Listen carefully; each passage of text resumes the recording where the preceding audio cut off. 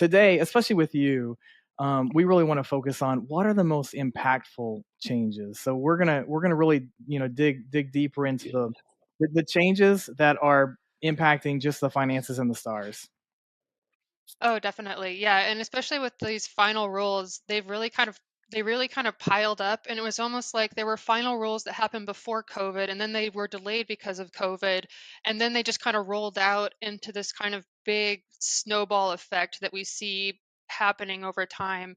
And obviously the really big ones are including these or excluding these two key outliers and the cut points. And that's one that, the whole healthcare industry felt this last star ratings release.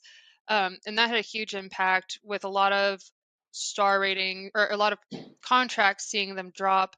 Um, and on top of that, there's a lot of other changes coming that uh, based on kind of our simulated projections look like we're kind of only halfway there to the drop that you may have experienced during this last star rating period. And so the big ones coming are things like the caps and HEDIS measure shifts.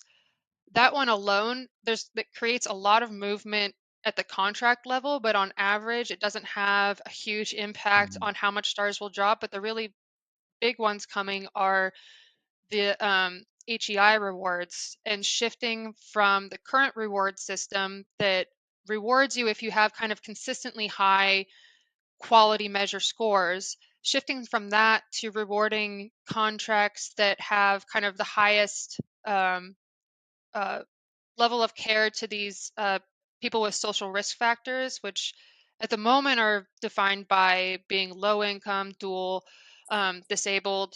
So just being able to reduce those what they call disparities of care and being in kind of the highest performers of that's how you'll get rewarded. And that's going to really hurt uh, these five, 4.5, 4-star plans that are benefiting from, potentially as high as a, half a point bump.